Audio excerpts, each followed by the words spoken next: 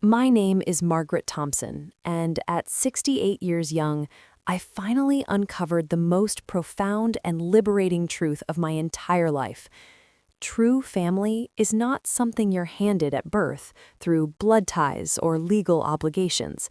It's something you build, slowly, carefully, with people who show up with genuine respect, honest care, and absolutely no hidden scorecards or secret expectations. Family chooses you back, day after day, without keeping tally of who owes what. For decades, I believed the opposite.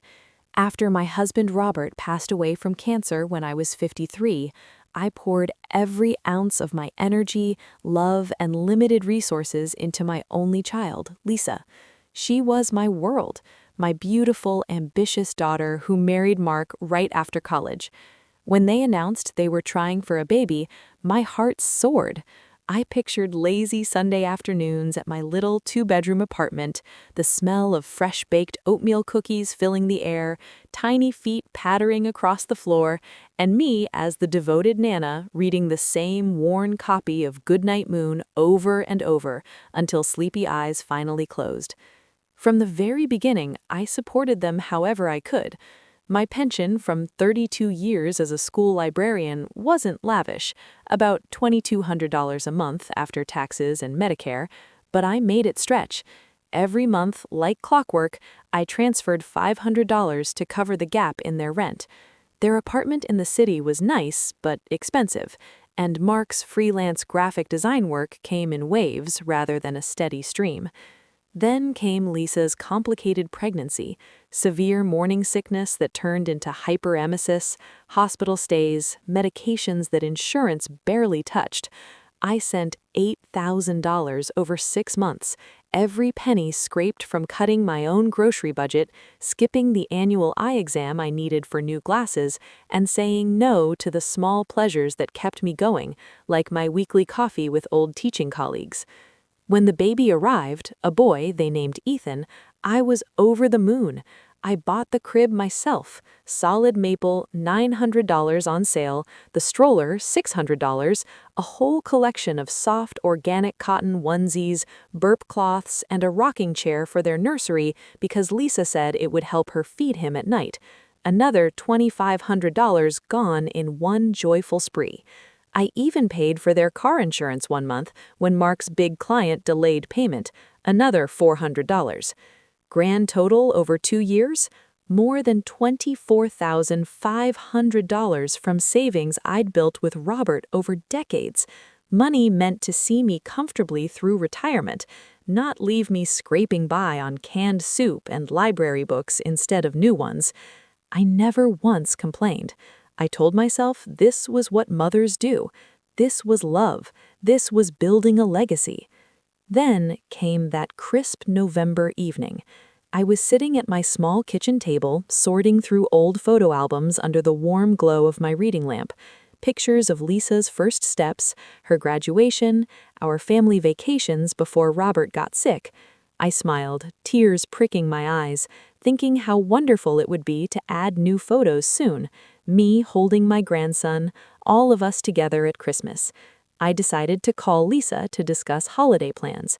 I had the menu in mind already, my famous apple pie with extra cinnamon, roasted turkey, mashed potatoes with real butter, not the cheap spread I'd been using lately. Mark answered. His voice was flat, almost impatient. "Hey, Margaret, we're kind of busy right now. Oh, and we had the baby shower last Saturday. It was nice, kept it low-key, just our inner circle, you know?" The words landed like a punch to the stomach. Inner circle? Low-key? I sat there, phone pressed to my ear, feeling the room tilt. I didn't know there was a shower," I managed.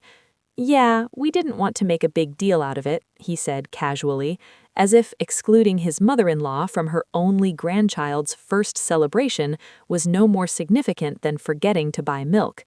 "Lisa's exhausted. We'll catch up soon." I hung up, numb. Then, almost against my will, I opened Facebook on my tablet. The photos were everywhere. Lisa glowing in a soft blue dress surrounded by a massive balloon arch that spelled out, "It's a boy," in glittering letters. Her in-laws beaming beside her, arms around each other, Mark's siblings laughing, popping confetti, old high school friends toasting with sparkling cider. Even members of her book club were there, holding tiny wrapped gifts. I counted at least 40 people in the background shots. 40 people celebrating my grandson's arrival. Everyone except me, the woman who'd skipped her own birthday dinner last year to send them grocery money.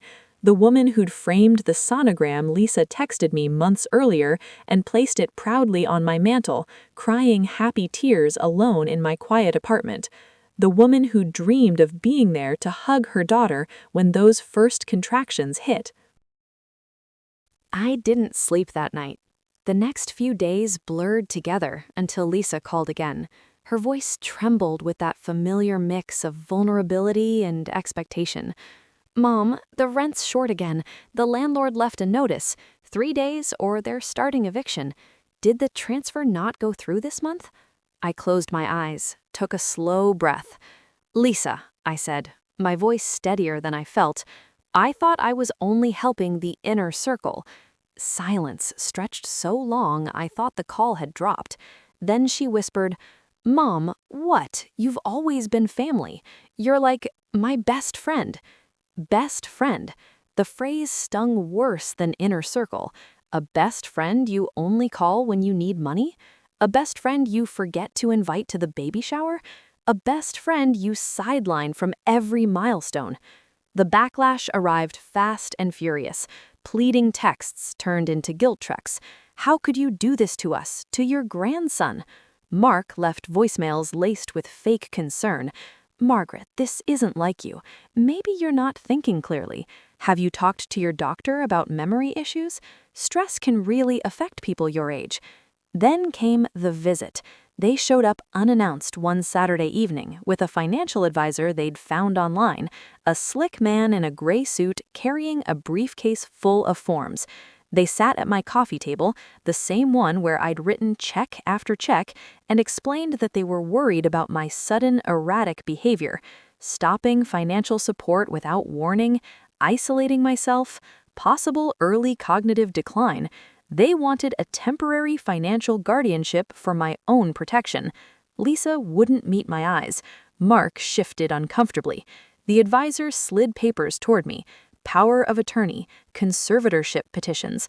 I looked at my daughter, the little girl I'd raised alone after Robert died, the one I'd rocked through fevers and cheered through every school play, and saw a stranger.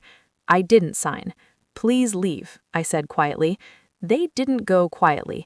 Threats of court proceedings, warnings that I'd end up alone and confused in a facility somewhere. Lisa cried, real tears, or close enough. "We're doing this because we love you, Mom." I closed the door behind them and leaned against it. For the first time in years, the apartment felt like mine again. That night, I pulled out every bank statement, every receipt, every transfer confirmation. I added it up carefully. $500 times 24 months equals $12,000. Medical bills, $8,000. Baby gear and extras, $4,500. Random emergencies, tires, vet bills for their dog, a weekend trip they needed, another $3,000 or so. Over $27,500 in total, more than half my retirement savings, gone. The next morning, I took action. I drove to the bank, closed the old joint linked account, opened a new one at a different branch under only my name. I canceled every automatic transfer, I changed my phone number, I had the locks replaced and installed a simple video doorbell.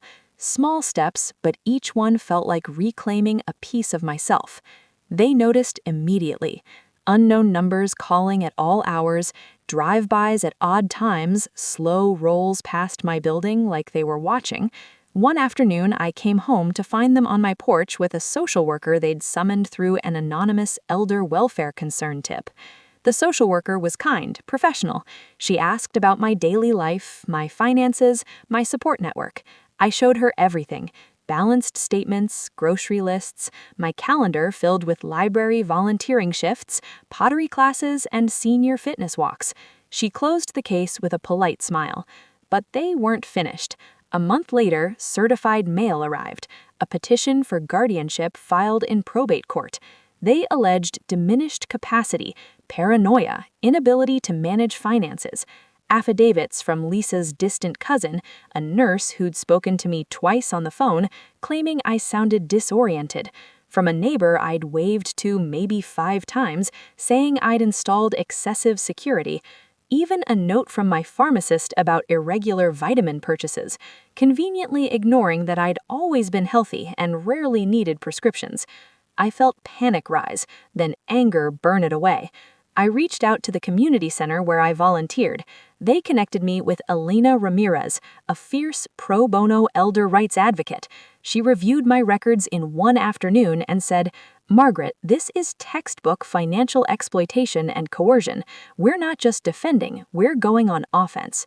I underwent an independent psychiatric evaluation. The doctor's report was clear. Cognitively excellent for age, no evidence of dementia or impairment, decision-making intact and rational. My new friends vouched for me. Rita and Harold from Bridge Club, the library volunteers who saw me read to toddlers 3 times a week, the pottery instructor who praised my improving technique. They described a woman who'd gone from anxious and withdrawn, always checking her phone for the next crisis call, to joyful, engaged, and present. Court day arrived in early spring. I wore my favorite lavender cardigan, the one I'd bought years ago for a family photo that never happened. Lisa and Mark sat across the aisle, dressed somberly, like mourners. Their attorney painted me as a lonely widow manipulated by new acquaintances.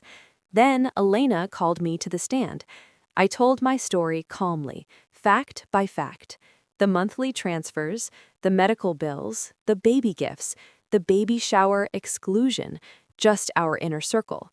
The complete absence of any call, text, or visit that wasn't tied to money. I looked straight at Lisa when I said, "I gave everything I had to help you build the family of your dreams. When that family arrived, there was no space left for me." On cross-examination, Elena asked Lisa one simple question. "Can you name one time in the past 12 months you contacted your mother just to talk, not to ask for financial help?" Lisa opened her mouth, closed it, looked down. She couldn't name one. Mark stared at the floor the entire time. The judge, a no-nonsense woman with silver hair and sharp eyes, didn't deliberate long. "This court finds no evidence of incapacity. What we have is a competent adult who has chosen to cease enabling long-term financial dependency. Petition denied. Costs assessed to the petitioners." We won. In the hallway afterward, Lisa tried one last time, voice small. "Mom, Ethan's here now. He's beautiful. We could really use your help with childcare, or even just some extra funds while we get back on our feet." I looked at her, at both of them, and felt only calm clarity. "You've got everything you need," I said. "You just have to provide it yourselves now." That was the last time I heard from them. No birth announcement, no photos, no holiday card, nothing. And strangely, it didn't hurt the way I feared it would. The ache had already healed in the fighting. Today, at 68, my life is fuller than it's been in decades. I volunteer at the public library's Story Hour 3 mornings a week, holding toddlers on my lap, singing nursery rhymes, feeling tiny hands pat my cheeks. Their parents thank me with hugs and homemade cookies. Gratitude that costs nothing but means everything. I finally bought that pottery wheel I'd admired for years. My mugs are lopsided, colorful, and utterly mine. Last summer, I took a week-long train trip along the coast, watching waves crash, eating fresh crab rolls, sleeping to the gentle rock of the rails. No more beans and rice dinners. I buy real butter again. I laugh louder. I sleep deeper. My circle now? It's Rita dropping off soup when I have a cold, Harold challenging me to bridge and losing spectacularly, Elena, who still checks in because she cares, not because she needs anything. The young mothers at Storytime who trust me with their babies and call me Miss Margaret with genuine affection. Family isn't blood. It's the people who see you, value you, and show up without an invoice attached. Sometimes it's the quiet moments alone, realizing you're enough just as you are. If any part of this story feels familiar, if you've spent years pouring yourself out only to be left empty, hear me. It's never too late to choose yourself. Your worth isn't measured in dollars sent or sacrifices made.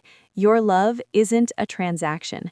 You deserve rest, joy, and people who want you around simply because you're you. My name is Margaret Thompson. I'm 68 years young, and for the first time in my life, I come first. And darlings, it's glorious. What would you do in my place? Have you walked a similar road? Share your thoughts below. If this resonated, pass it on. There are so many of us quietly reclaiming our lives, one peaceful morning at a time. With all my warmth, Margaret.